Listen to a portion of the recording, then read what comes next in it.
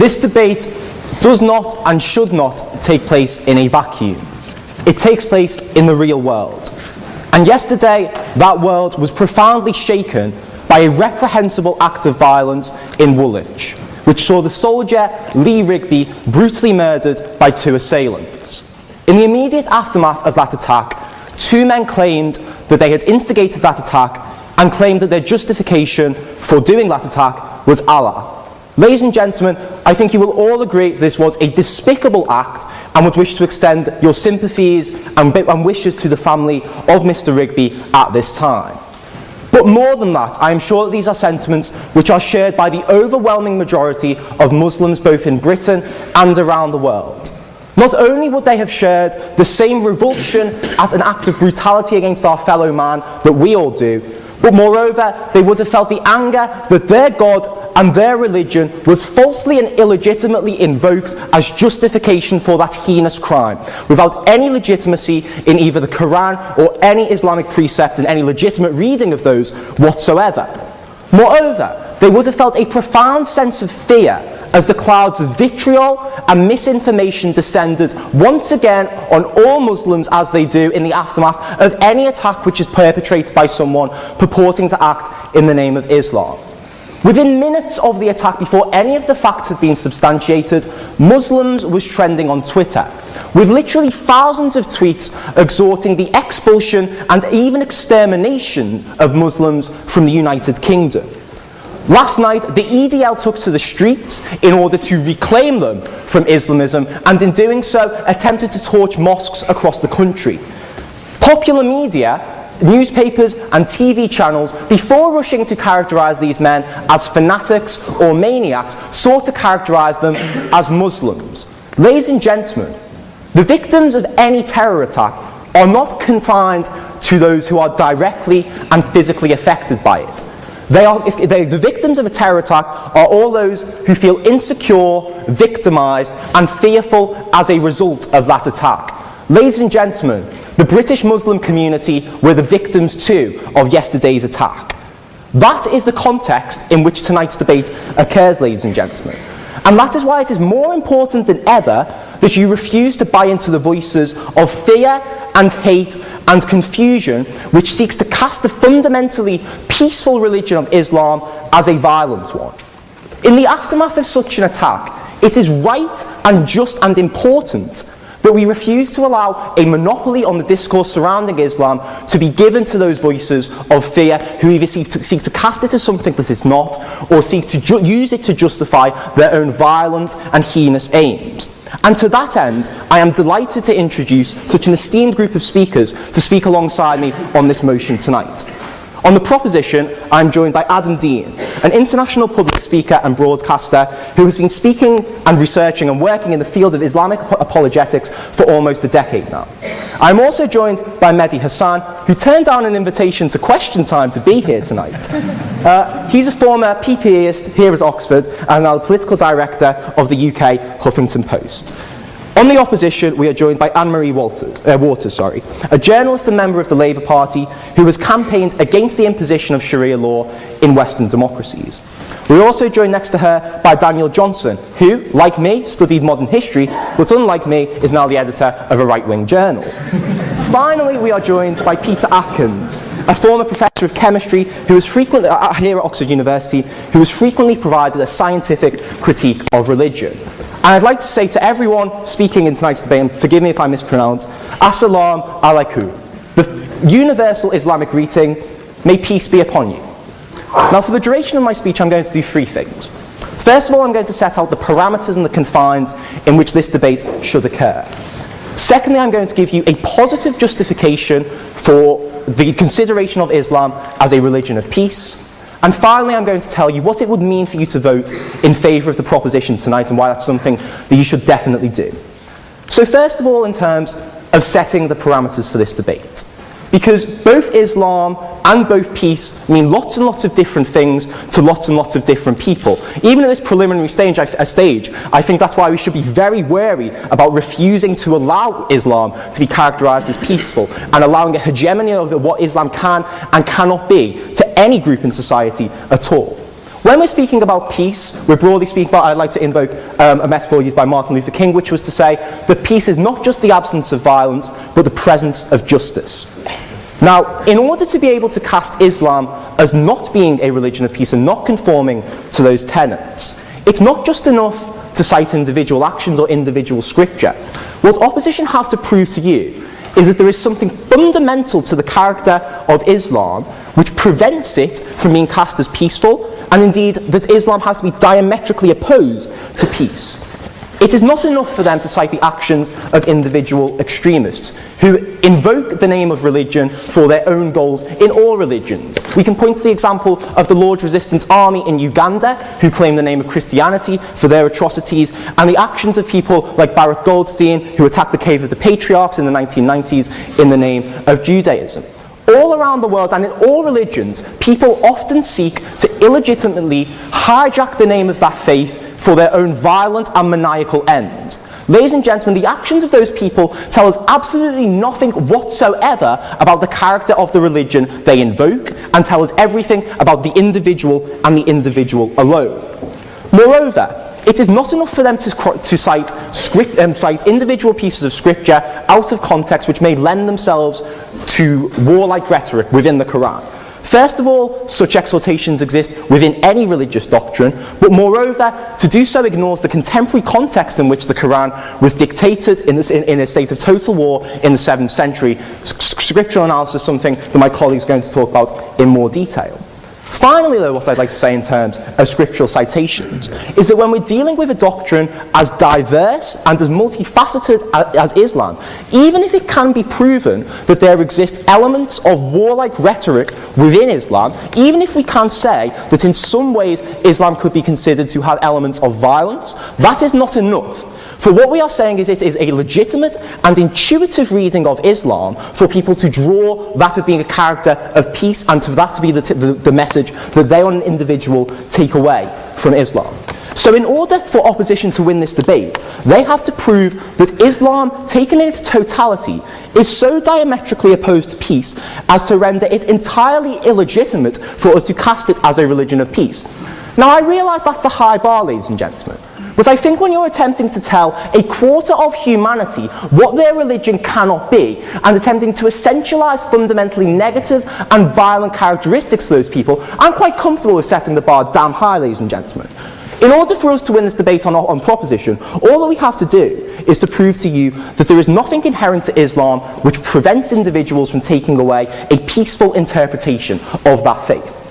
That's not all we're going to do, though. I think we can go further than that, and what I'm going to do as I move on is give you a positive justification as to why casting Islam as a religion of peace is a widely held and intuitive reading of the doctrines and practices of Islam.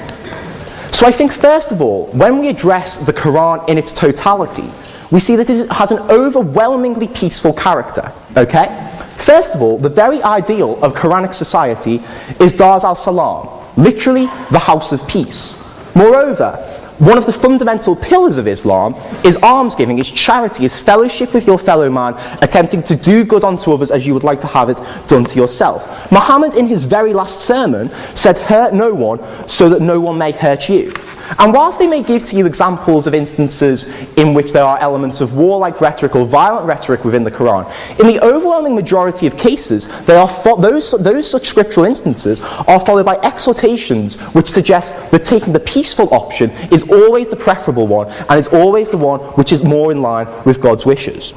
But moreover, I think that we can cast Islam as being a peaceful religion based on the change that it seeks to inspire on an individual level. Because that's what Islam attempts to do. It attempts to inspire a positive and a peaceful change in all of its followers. First of all, it suggests that the choice to engage in Islam and to become a Muslim has to be a free one and has to be devoid of compulsion. Secondly, for those individuals who do enter into the Islamic faith, there is a massive impetus on engaging in good deeds with your fellow man. But moreover, what I'd like to say in terms of casting Islam as a religion of peace is that we can also consider peace in terms of inner peace today, ladies and gentlemen. In a confusing world of consumerism and uncertainty, the absolute clarity and certainty that Islam gives to its followers that there is something worth striving for, that it is worth acting in a morally just way, and that there is something beyond this temporal and this material realm, is something that allows people a great sense of inner peace. And that is something invaluable and something that we should not take away based on the arguments of opposition. Now finally, I'd like to tell you what it would mean for you to vote with the proposition in tonight's debate. Because I told you at the start of this debate doesn't occur in a vacuum. Now even if we were to ignore the horrific events of yesterday, in a post-9/11 landscape, what we have witnessed is a decade-long surge of violence, aggression, and human rights abuses directed at Muslims, which have been justified by a sustained demonization campaign.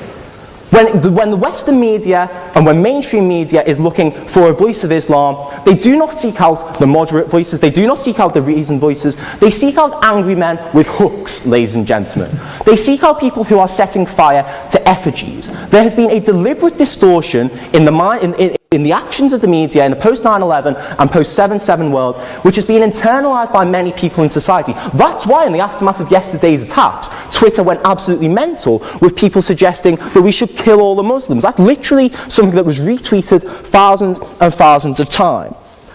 But what I'd like to say, ladies and gentlemen, is that in the coming days, that's the sort of rhetoric that's going to be predominating in the media. That's the sort of rhetoric that's going to be directed at each and every one of you. And if you vote with the opposition tonight, you're buying into that rhetoric. You are telling people who follow the Islamic faith, you are telling Muslims what their religion can and cannot be, and that it must not be peaceful and must be violent. That is something which essentializes, and that is something that marginalizes. When you walk out that door tonight, you've got a choice between love and hate, between embrace and rejection, between peace and conflict. I hope you make the right choice.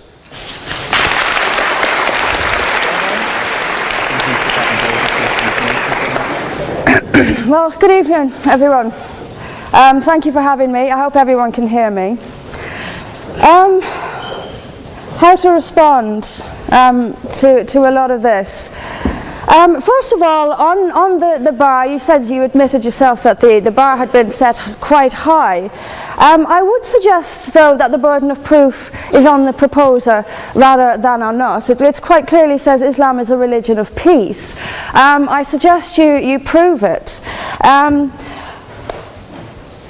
We've also been told here tonight when we opened that this debate must take place in the real world. Well, absolutely, yes, it must. It must take place in the real world. And I will describe what Islam is doing in the real world.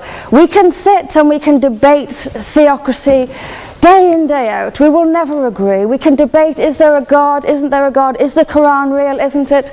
None of it actually matters. What matters is what happens in the real world, as my opponent quite rightly said.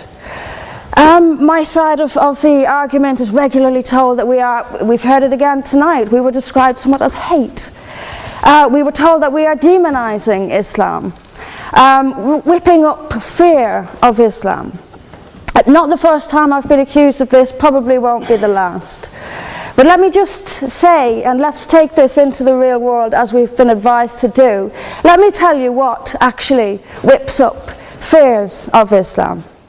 We take it from the top. 9/11, the London Underground bombings, Madrid, Mumbai, Mali, Bali, northern Nigeria, Sudan, Afghanistan, Saudi Arabia, Iran, Yemen, Pakistan, death for apostasy, death for blasphemy, death for adultery, death for homosexuality, gender segregation, gender discrimination, unequal testimony between men and women in legal proceedings, child marriage, amputations, beheadings, imprisonment for being raped, anti-Semitism, burqas, execution, as I've said, for this, that and the other, the slaughter of Theo van Gogh on the streets of Amsterdam, death threats on the streets of London, butcher those who insult Islam, Muslim patrols in East London telling people they are entering Sharia control zones, polygamous marriages, marriage not requiring the consent of the bride. This is what causes fear of Islam. It is not me, it is not my colleagues on this side. Point of information on that point. If Islam and Muslims are responsible for the Muslim patrols... I'm not finished. I'm not, no, I'm not. I mean, let me speak on. But the point is that it is not I or my fellow debaters on this side who are causing fear of Islam. It is the actions of Muslims that are causing fear of Islam. That is the real world. That is where we actually live. Then we'll be told that this is just the extreme fringe of Islam. Well, let me have a look at Saudi Arabia. Saudi Arabia, the birthplace of Islam, the custodian of its holy sites. In Saudi Arabia, a woman is not allowed to drive. She is not allowed to leave the house without a mahram. She is not allowed to vote, although they've been incredibly generous by allowing some votes in the next elections. This is apparently the extreme fringe of people are executed for blasphemy, executed for apostasy. In Saudi Arabia, the birthplace of Islam, we'll be told that's the extreme fringe of Islam. No, it is not. Calling Saudi Arabia the extreme fringe of Islam is like calling the Vatican the extreme fringe of Catholicism. Sorry, it just doesn't work. Then we'll be told that we've misunderstood. Violent Muslims have misunderstood. Saudi Arabia has misunderstood. Iran, which stones people to death for adultery, has misunderstood. Yemen, which marries children at the age of 9, has misunderstood. Has there ever been a more spectacularly misunderstood religion than Islam? It seems that these nations who apply it as their laws, nations which have the Quran as their constitution, innumerable nations, where there is no free speech, where there is no freedom of religion, they've all got it wrong. They've all got it wrong. It's quite a spectacularly misunderstood religion.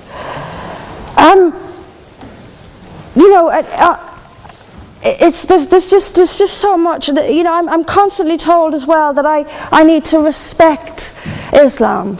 I'm never quite given a good enough reason why. I am under no greater obligation to respect Islam than I am any other beliefs. I'm under no more obligation to respect a woman oppressed in the name of Islam than if she is oppressed by the BNP or anyone else. I am under no obligation to make compromises with an ideology I simply don't see as peaceful. Why don't I see it as peaceful? Because of the evidence. If I look around the world and I see the countries where Islam calls the shots, all I see is brutality and violence imposed by the state. We were told that peace is not just the absence of violence but the presence of justice. Absolutely. I do not see how in a nation where, as the only woman here, I have some particular issues with the way women are treated in Islamic states. Now you can argue that they've got it wrong. Tell them that, because they seem to think that's what it is. Yes, I mean, there's so much to say about it, but is there a peaceful Islam? Yes, there is. It's in the hearts of peaceful Muslims. Unfortunately, though, there's also a rather more objective Islam, and peaceful Muslims have to do some really rather creative interpretation, like the command to beat her. I've seen Muslim women... I didn't stand up for you. You're allowed to. Well, I didn't. So if you could just have it. But I knew this would happen. I knew this would happen, by the way. I knew this would happen. What I'm saying is completely controversial and will be booed and shouted down, and I have no doubt my colleagues the same. I knew this would happen. You say anything negative, you'll get the boos. I'm actually going to leave it there. But I will finish just by saying this. There are hundreds of millions of peaceful Muslims. That is a fact. But that does not mean that Islam itself is peaceful. Peaceful Muslims interpret verses of the Quran so almost beyond recognition it's reinterpreted, like the command to beat her. It's there in the Quran, and I've seen Muslim women try to dance around it. They put words in there that simply aren't there. That's what it says beat her. And in the countries where the Quran calls the shots, that is exactly what they do. This is not peace. This is not justice. Islam is not a religion of peace, as the evidence shows us. Thank you.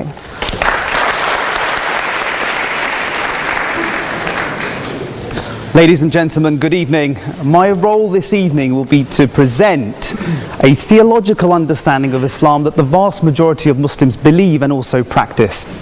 Now, it's quite easy to assume from the sensationalist headlines that the very idea of speaking about Islam and peace seems nonsensical. After all, a week doesn't go by without an extremist Muslim hitting the headlines. And this evening, our esteemed speakers arguing for the opposition are going to paint this sinister picture, referring to the usual polemics, and we had a taste of that so far. But what I would say is that in order to assess the debate this evening effectively, we must distinguish the Muslim, the imperfect practitioner, from Islam, the spiritual message and the ethical ideals they're meant to adhere to. And also what I would say is that we must allow Islam to define itself, not Saudi Arabia, not all these horrible places that were mentioned. We must allow Islam to define itself and also assess how Islam views itself in entirety. So this evening, in support of the proposition, I want to put forward 2 points. The first is that the entire corpus of the spiritual teachings abhors violence and places primacy on the very values that underpin peaceful coexistence. Now, before we entertain the topic, it's important that we define the terms at hand. Often when we speak of peace, what we mean is the absence of violence, the cessation of hostilities.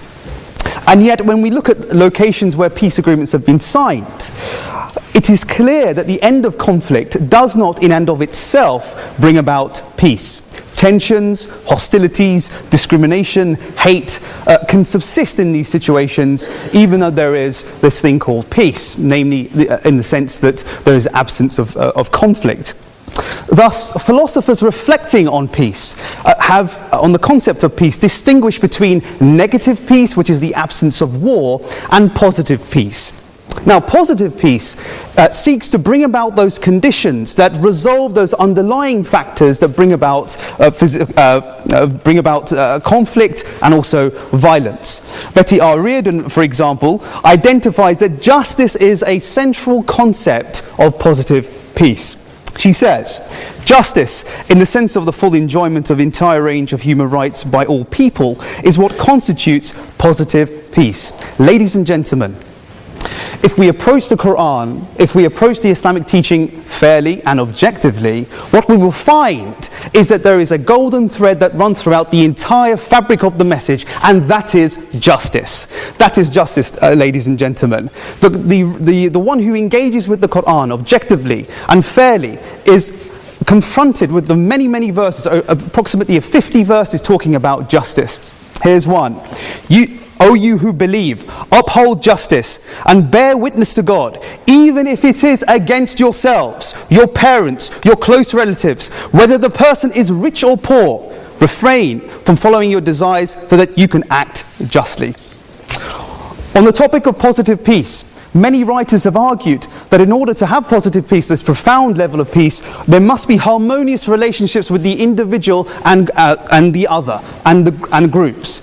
And what is outlined here is that, and something that Matthew also mentioned, is that we have something called inner peace. That the individual must have peace within themselves. And this is precisely why Islam does not just avoid violence, but it also lays a foundation for a profound societal peace, premised on the idea of individual discipline, cultivation of qualities deemed essential for coexistence: humility, control of anger, kindness, empathy, and compassion. So what we find, like all great traditions, Buddhism, Judaism, Christianity, Islam as well, instills in the believer those qualities that are important for coexistence. Point number 2, that the Islamic injunctions pertaining to war are ethically and morally justified. Now, an often criticism of Islam not being a religion of peace, some argue that it can't be a religion of peace because the Quran entertains verses of violence. It talks about entering into war and so forth. But the problem with this objection is that it simply lacks any merit because it presupposes pacifism. And if the opposition want to take that line of attack, they must demonstrate this evening that pacifism is morally justified. They must demonstrate that. Let's not be fooled this evening. That needs to be demonstrated. And I would argue that pacifism is a morally indefensible position, the idea of showing blindness to conflict and at the expense of upholding justice. Now, Islam is compatible with violence, but it is not identical to violence, which is often put forward by Islamophobes and Islam critics. The Quran warns against an enthusiasm for war.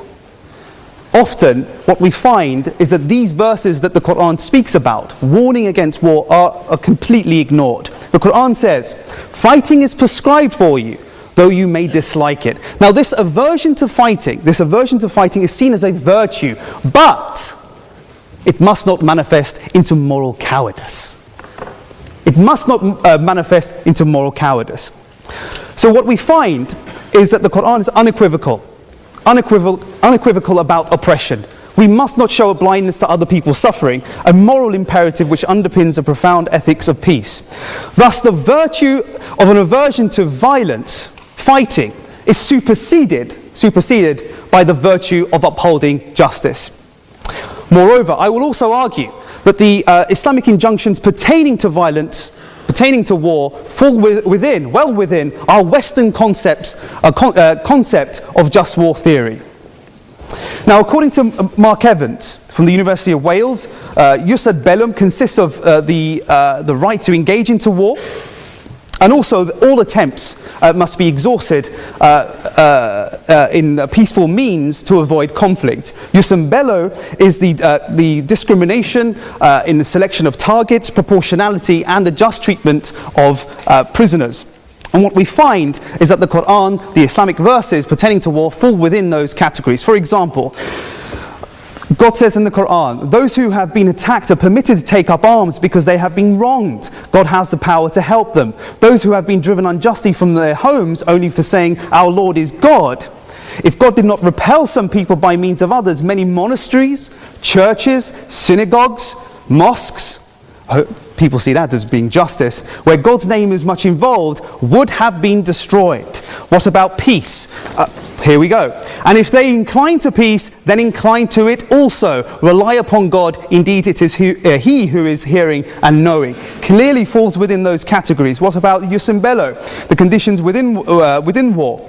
The Prophet is known to have said that engaging in war, he would say, do not kill children, women, elderly, the sick. Do not practice treachery, mutilation. Do not uproot trees.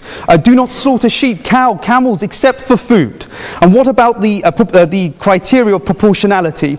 Does Islam engage in a disproportionate mode of violence? Not at all. Fighting God's cause, those who fight you, but do not overstep the limits. And God does not love those who overstep the limits. What about the treatment on prisoners? The Prophet, peace be upon him, is known for treating his prisoners of war kindly. He even said that if you eat one morsel of food, please give that to your prisoner. To the extent that he gave a greater portion of food to his prisoners. And they were so embarrassed by the kindness, they couldn't even accept the offering. So, to conclude, Islam is a religion of peace, for two reasons. The first, that the central message of Islam is justice, and it instills in individuals those essential qualities for peaceful coexistence. And secondly, that the Islamic injunctions pertaining to war fall within just war theory. Thank you for listening.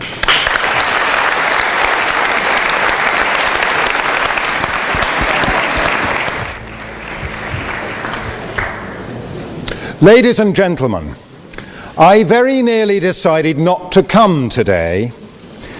Yesterday, a British soldier was decapitated in cold blood on the streets of London by Islamists shouting Allahu Akbar. One of them told the British public, "You people will never be safe." Why should I, a married father of 4, take the risk of questioning the religion of peace at a public debate that will be filmed and no doubt appear on the internet? I have met Ayaan Hirsi Ali, who was forced to live in hiding and then to leave Europe after her friend Theo van Gogh suffered the same fate as the soldier in Amsterdam. I have met the historian Benny Morris, who was assaulted outside the London School of Economics by Muslim students merely because he was an Israeli. I have British friends who have been forced to move to a secure gated refuge because of similar threats. But I have come precisely because I do not want to live in fear in a free country, our country. I do not want this great university, our university, to become a place where academics are intimidated. I do not want free speech to die in the land that gave this most precious of liberties to the rest of the world, including many of the 56 states that call themselves Islamic. I do not want Muslim women to endure domestic tyranny. The Pew survey reveals that more than 90% of the world's 1.5 billion Muslims believe that wives must always obey their husbands. 90%. Earlier today, I attended the funeral of a dear friend, Professor Geza Vermes, a man whose remarkable career shows what freedom means and why we must fight to preserve it here in Oxford. It was only because he, unlike his parents, survived the Holocaust in Hungary that he ever came here to found the discipline of Jewish studies. Geza was hidden from the Nazis by the church and after the war became a Catholic priest. But later he criticized the church's attitude to the Dead Sea Scrolls, which he insisted should be made available to the academic world regardless of their implications for the origins of Christianity. Indeed, he became a leading expert and was the first to translate them into English. Later, he left the priesthood to get married and decided to revert to his Jewish roots. Here in Oxford, Geza began to investigate what he called the Jewish Jesus, not the Son of God or even the founder of Christianity, but a charismatic Jewish preacher. Geza challenged Christian orthodoxy at every point, though just before he died he also shocked Orthodox rabbis by showing in an article for Standpoint, the not very right-wing magazine that I edit, that crucifixion had been used by Jewish rulers as well as Roman ones.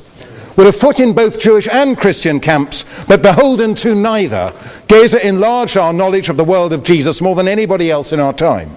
I've dwelt on his career, the career of Geza Vermes, for one simple reason. None of it would have been possible in any Islamic country. His change of religion would have been treated as apostasy, despite the fact that the Quran suggests only that an apostate will suffer in the next world. Under Sharia law, it is a capital offence, and many Muslim majority countries do in fact impose the death penalty. The latest Pew survey suggests that a majority of Muslims around the world agree with this draconian punishment. Even worse in the eyes of Islamic authority was Geza Vermes' investigation of Jesus. If he had attempted to apply the same modern scholarly methods to the Prophet Muhammad in an Islamic country, he would certainly have been executed for blasphemy as a non-Muslim or for apostasy if he had been a Muslim. One recent example was a leading Islamic scholar in Sudan, Mahmoud Taha, who was executed for apostasy merely because he presented Islam as a religion of peace, drawing on Muhammad's more conciliatory sayings rather than the warlike doctrines he later adopted. Not only would an open-minded intellectual like Geza Vermes have no place in an Islamic country, but a university like Oxford, in which liberty of research into everything, including Islam, is not merely permitted but obligatory, could not exist. There are no universities in this sense in the Muslim world, and the academic study of Islam, and especially of its founder, has been greatly inhibited by the suppression of free intellectual inquiry. Now, how does this lack of free speech and inquiry bear on the question we are debating tonight? In my view, it is crucial. Islam has the potential to be a religion of peace. No, sorry, I'm not taking points of information. But it will need to evolve a great deal if it is actually to become a religion of peace. Islam cannot evolve unless Muslim authorities, both religious and secular, allow the freedoms we in the West take for granted. Freedom of speech, freedom of the press, freedom of conscience. Of course, these freedoms go together with other basic principles which are absent in those countries. Equality before the law, civil and political rights, constitutional democracy, economic liberty, the separation of church or mosque and state. All these ideas emerged in the West because the Judeo-Christian tradition has always evolved in classical and medieval, Renaissance and Enlightenment periods, and it is still evolving today. As a Catholic, I must acknowledge that it is only in my lifetime that the Church adapted its teaching on the Jews from enemies to brothers. And in order to ensure that the 1.2 billion Catholics could see that the Church banished anti-Semitism in its practice as well as its preaching, successive popes have gone out of their way to reach out to Jewish people. How very different is the situation in Islam. Where Jews and Christians have allowed the reinterpretation of the Bible, Muslim scholars have insisted that the Quran, as the unmediated word of Allah, cannot be reinterpreted. Despite this rigidity, Islam did evolve in its early centuries, but since the medieval period, it has undergone successive waves of fundamentalism intended to restore the faith to its original purity and to impose it, if necessary by force, on the rest of the world. We are living through such a wave today, which includes the Wahhabi and Salafist branches of Sunni and the Iranian-inspired Shia Islam. The overall name we give to these movements is Islamism, or radical Islam. Rather than emphasize the earlier, more pacific elements in Muhammad's teaching, such as his Constitution of Medina, which granted equal rights to Jews, Christians and pagans, Islamists emphasize later doctrines, such as the division of the world into the Dar-ul-Islam and the Dar-ul-Harb, the House of Islam and the House of War. We are living apparently in the House of War.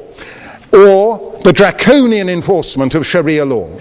Not content with the attempt to convert non-Muslims, Islamists stress the obligation to carry out jihad, understood to mean holy war, including terrorism. As we saw yesterday in Woolwich, or a few weeks ago in Boston, radical Islam is not only a threat in the Muslim world, but also here in our midst. It is, in fact, the most direct threat to Western civilization in the world today. It is not enough, it is not enough for Muslim apologists to point to statements of regret after terrorist attacks. They have to acknowledge the truth about their own past and present, the discrimination and cruelty towards non-Muslims, women and slaves that have characterized Islam from its inception. Mehdi Hassan is an exception. In a brave and remarkable article in the New Statesman, he revealed what he called our dirty little secret, that anti-Semitism in the Muslim community is, quote, routine and commonplace, unquote.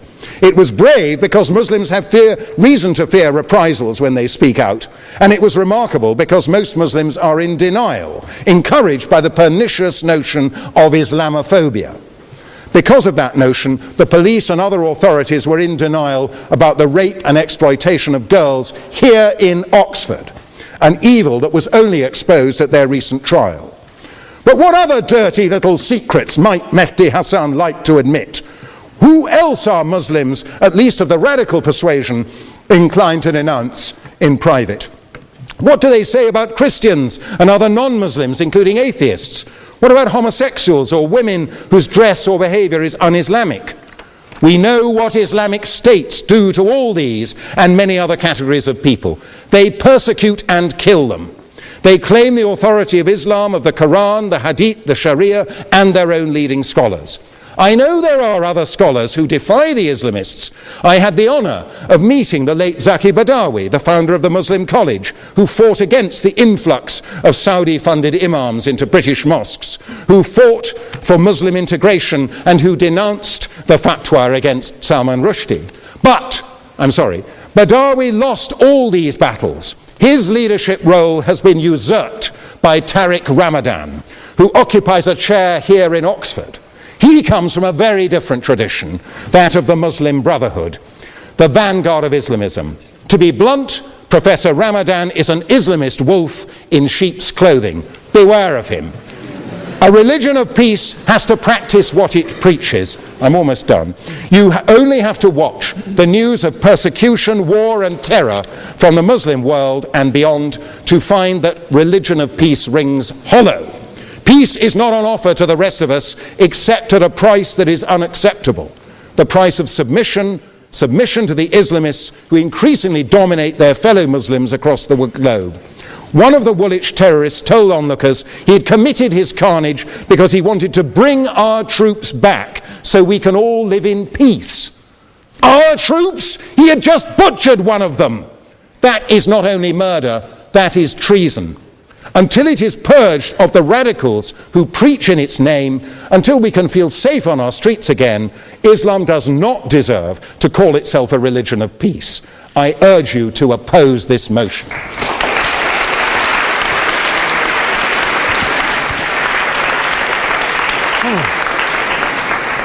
Thank you very much, Mr. President. Ladies and gentlemen, good evening. Assalamu alaikum. Lovely to see you all here tonight. We are having a very entertaining night, are we not, with some very interesting things being said from the other side of the house tonight.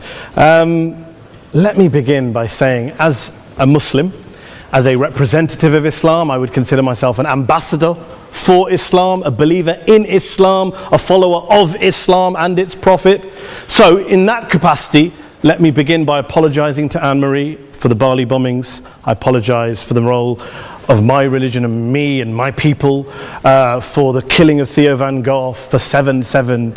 Yes, that was all of us. That was Islam, that was Muslims, that was the Quran. I mean, astonishing claims to make in the very first speech tonight, on a day like today, where the Conservative Prime Minister of the United Kingdom is having to come out and point out that these kind of views are anathema. And I believe you're trying to stand for the Labour Party to become an MP in Brighton. If you do, and you make these comments, I'm guessing you'll have the whip withdrawn from you, but then again, UKIP's on the rise, they'll take you, the BNP, they might have something to say about your views. This is what Mehdi Hassan always does. By the way, just on a factual point, since we heard a lot about the second speaker, about how backward we Muslims all are, on a factual point, you said that Islam was born in Saudi Arabia. Islam was born in 610 AD. Saudi Arabia was born in 1932 AD. So you were only 1,322 years off. Not bad? Not bad start there. Talking of maths, by the way, a man named Al-Khawarizmi was one of the greatest mathematicians of all time, a Muslim, worked in the golden age of Islam. He's the guy who came up with not just algebra, but algorithms. Without algorithms, you wouldn't have laptops. Without laptops, Daniel Johnson tonight wouldn't have been able to print out his speech in which he came to berate us Muslims for holding back the advance and intellectual achievements of the West, which all happened without any contribution from anyone else other than the Judeo-Christian people of Europe. In fact, Daniel David Levering, the author of the Pulitzer Prize-winning historian and author of The Golden Crucible, points out that there would be no Renaissance, there would be no Reformation in Europe without the role played by Ibn Sina and Ibn Rushd and some of the great Muslim theologians, philosophers, scientists in bringing Greek texts to Europe. As for this being our university, I will leave that to the imagination as to who is our and who is there. I studied here too. An astonishing set of speeches so far making this case tonight.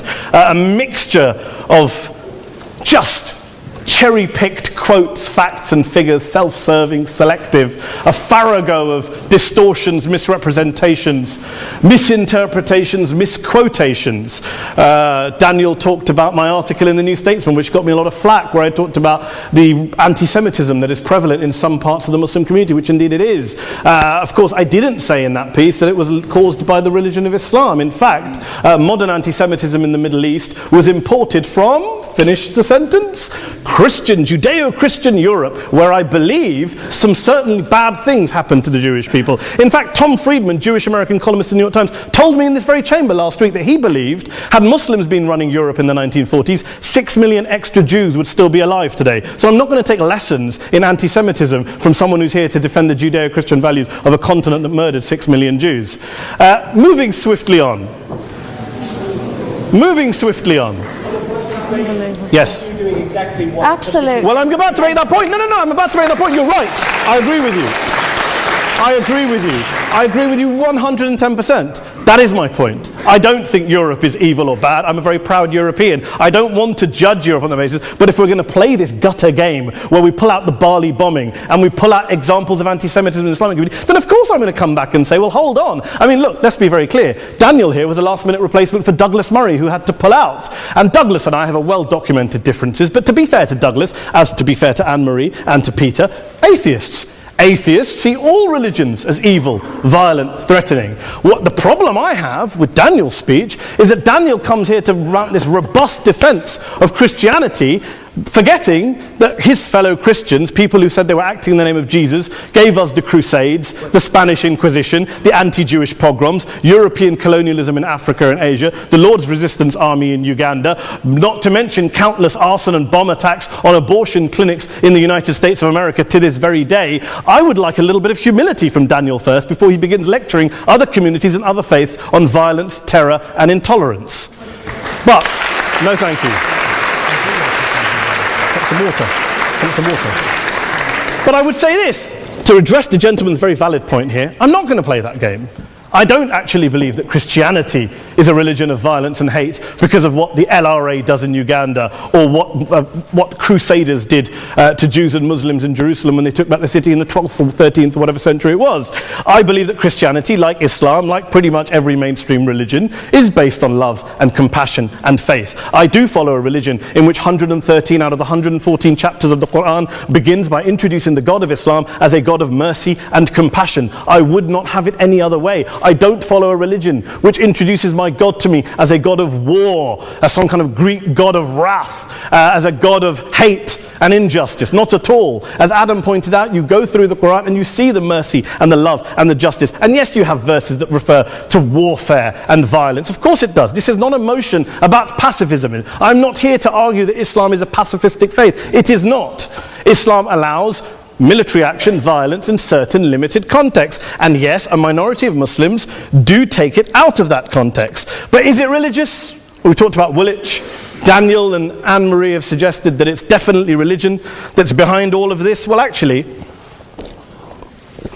what I find so amusing tonight is we're having a debate about Islam, and the opposition tonight have come forward. We have a graduate in law, a graduate in modern history, a graduate in chemistry, and you know, I admire all of their intellects and their abilities, but we don't have anyone who's actually an expert on Islam, a scholar of Islam, a historian of Islam, a speaker of Arabic, even a terrorism expert or a security expert or a pollster, let alone to talk about what Muslims believe or think. Instead, we have people coming here, putting forward these views, putting forward these sweeping opinions. Listen to Professor Robert Pape of the University of Chicago, one of America's leading terrorism experts, who, unlike our esteemed opposition tonight, studied every single case of suicide terrorism between 1980 and 2005, 315 cases in total. And he concluded, and I quote, "There is little connection between suicide terrorism and Islamic fundamentalism or any of the world's religions. Rather, what nearly all suicide terrorist attacks have in common is a specific secular and strategic goal to compel modern democracies to withdraw military forces from territory that the terrorists consider to be their homeland."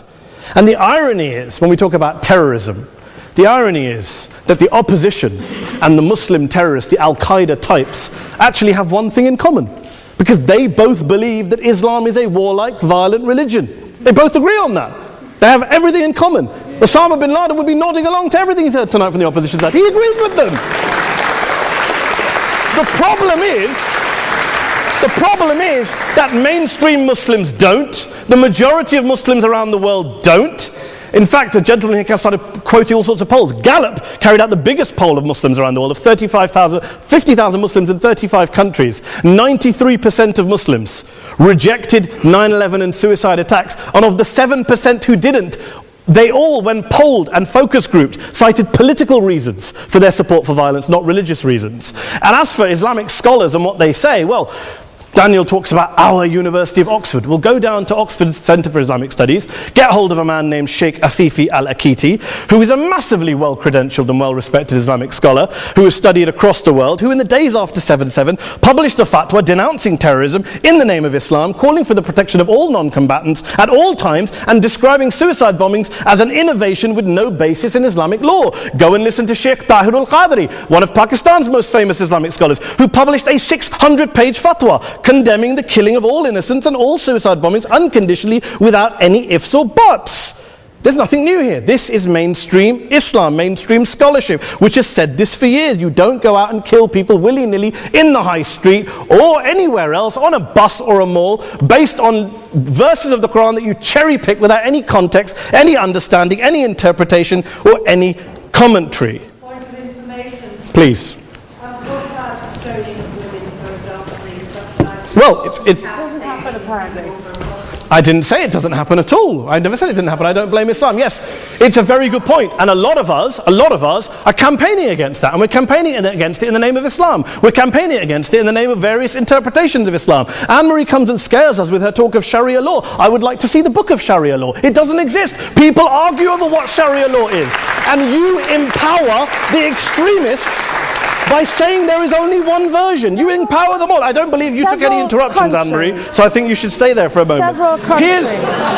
Here's what we're dealing with. Here's what we're dealing with. I took your point. Here we are dealing with a 1400-year-old global religion followed by 1.6 billion people in every corner of the world, a quarter of humanity, of all backgrounds, cultures, ethnicities. And yet the opposition tonight wants to generalize, stereotype, smear in order to desperately win this debate. And here's my question, if we're going to generalize and smear. People say yesterday's bombers, and we've got to be careful, there's a trial going on, were yesterday's attackers, motivated by Islam? Big debate. I don't believe they were. Let's say they were. Let's say Faisal Shahzad, the Times Square bomber, was motivated by Islam. Let's assume, for sake of argument, that Richard Reeves, the shoe bomber, was motivated by Islam. If Islam is responsible for these killings, if Islam is what is motivating these people, and Islam is therefore not a religion of peace, a religion of war, then ask yourself this question: why aren't the rest of us doing it? Why is it such a tiny minority of Muslims are interpreting their religion in the way that the opposition claim they are? Let's assume there are 16,000 suicide bombers in the world. There aren't. Let's assume there are for the sake of argument. That's 0.001% of the Muslim population globally. What about the other 99.99% of Muslims who the opposition tonight either ignore or smear? The reality is that the rest of us aren't blowing ourselves up tonight. The reality is that the opposition came here tonight not worried about the fact that me and Adam might pull open our jackets and blow ourselves up tonight because we're followers of a warlike warrior religion which wants to take over Europe and Daniel's university. The issue is this.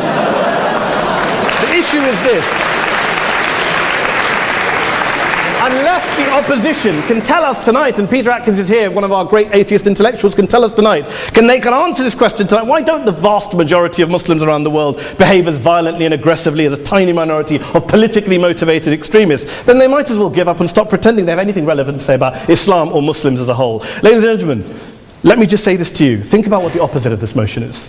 If you vote no tonight, think about what you're saying the opposite of this motion is. That Islam isn't a religion of peace, it's a religion of war, of violence, of terror, of aggression. That the people who follow Islam, me, my wife, my retired parents, my 6-year-old child, that 1.8 million of your fellow British residents and citizens, that 1.6 billion people across the world, your fellow human beings, are all followers, promoters, believers in a religion of violence. Do you really think that? Do you really believe that to be the case? They say that in the Oxford Union, the most famous debate was in 1933 when Adolf Hitler looked out for the result of the King and Country motion, where they voted against fighting for King and Country, and Hitler was listening out for the result. Well, tonight, 80 years on, there are two groups of people around the world who I would argue are waiting for the result of tonight's vote. There are the millions of peaceful, non-violent, law-abiding Muslims both in the UK, Europe, Asia, Africa and beyond, who see Islam as the source of their identity, as a source of spiritual fulfillment, of hope, of solace.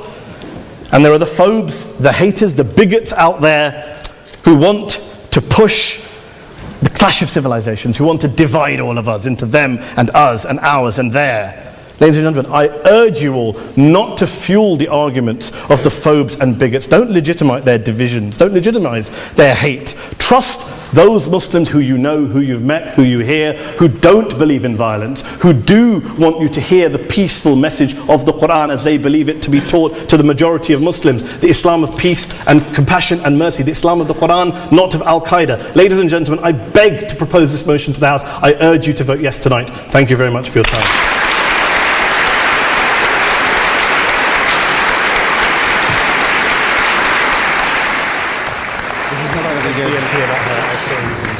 Well, Mr. President, ladies and gentlemen, that was a really hard act to follow.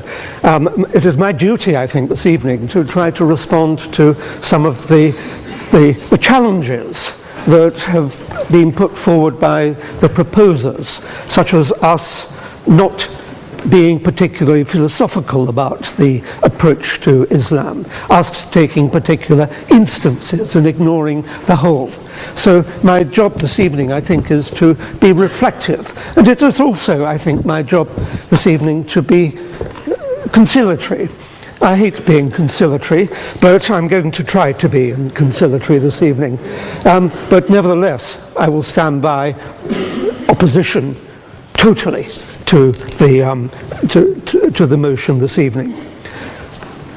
I'll begin by admitting that there is indeed a great deal of good in Islam, as we've heard from that side in particular.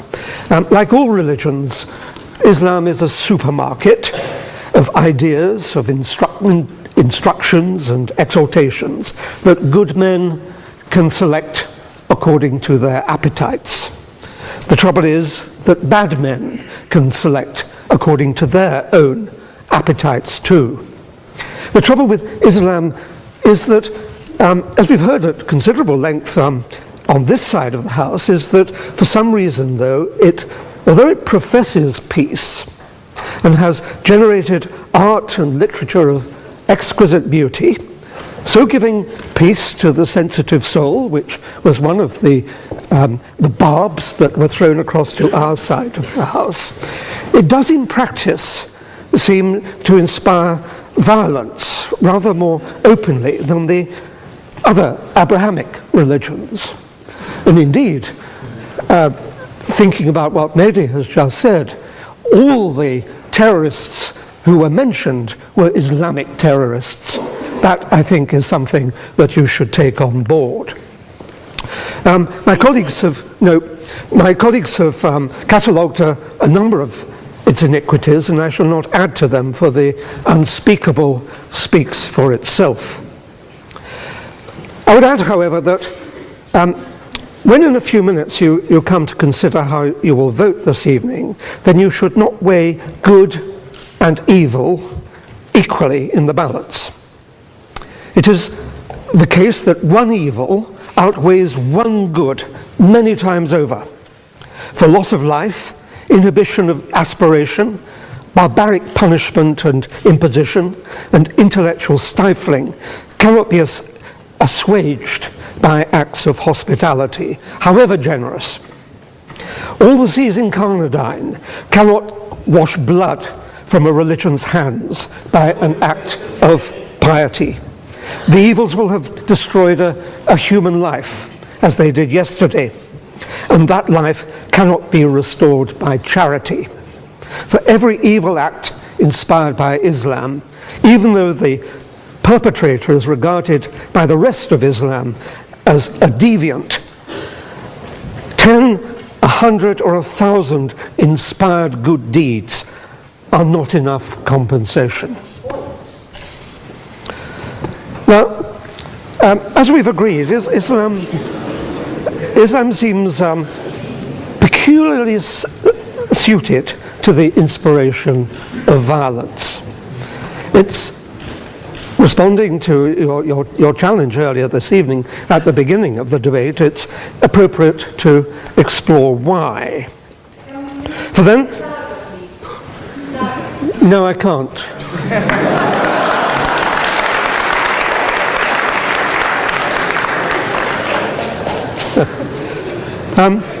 For then,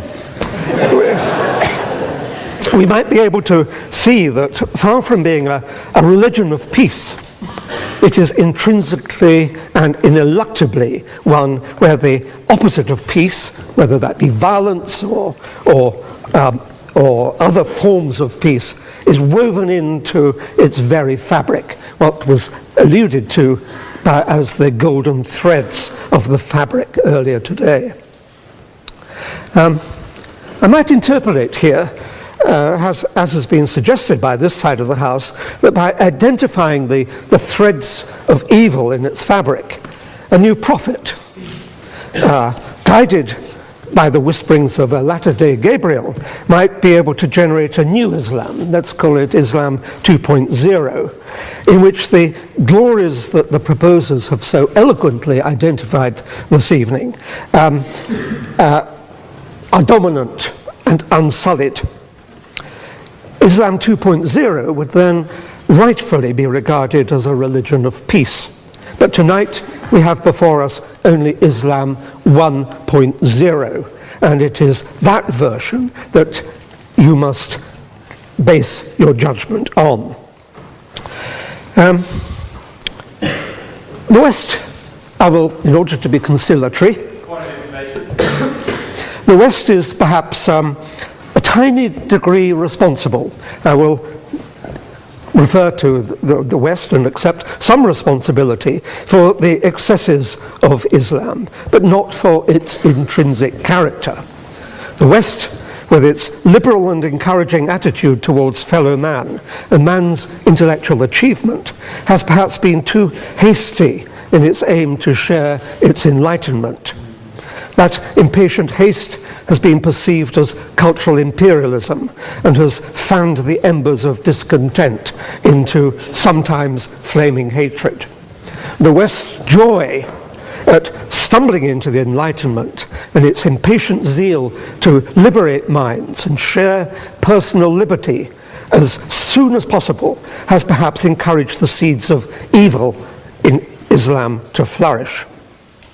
But Islam itself must take responsibility for those seeds. It would be a brave man, of course, who said anything against the purity and brilliance of the Prophet, of course, and I must vehemently dissociate myself from the views of the infidel scholars that I am about to share. There are three issues that those disgraceful and disrespectful Enlightenment liberated scholars so scurrilously identify. One is that Muhammad, if it is in fact true that he ever existed, was a robber baron, perhaps a psychopath, possibly a schizophrenic, and certainly a warrior who made his pronouncements in time of war.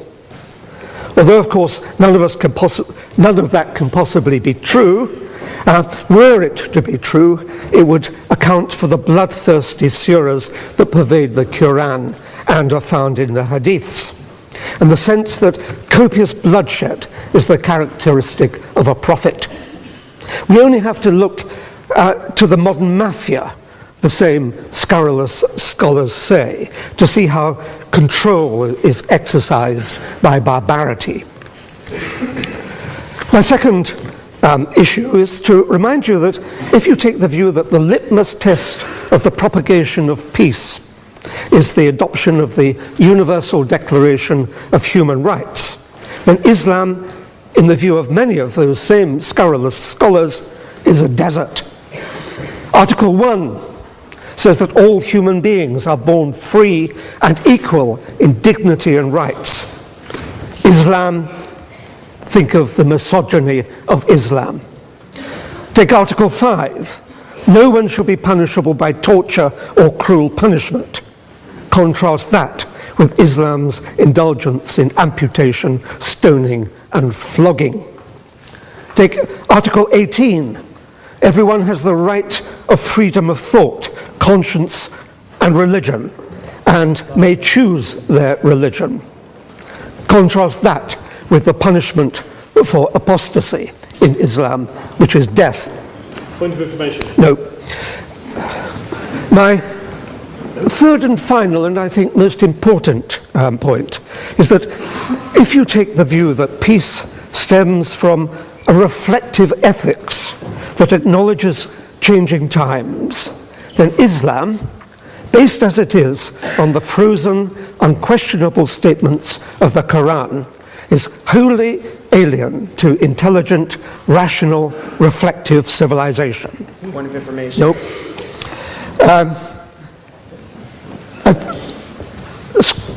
Scholars point out that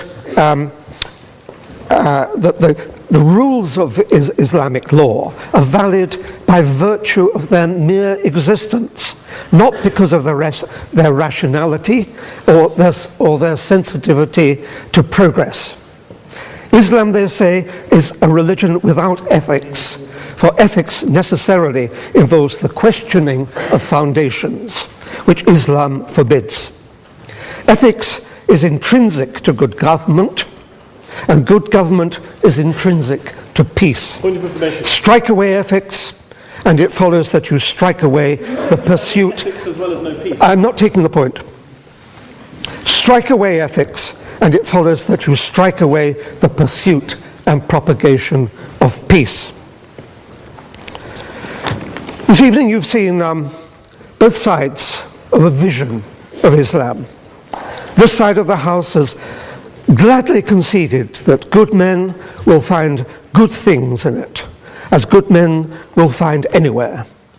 But we, through examples of the behavior that Islam inspires and often condones, and by seeking to show that Islam has an intrinsic fault, long for Islam 2.0.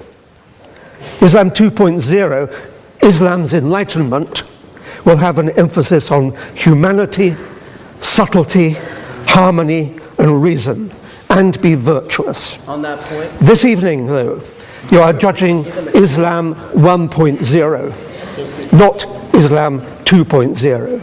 By opposing the motion, you will be encouraging the emergence of what most of humanity really longs for, but which does not yet exist. Please, for the sake of humanity, oppose.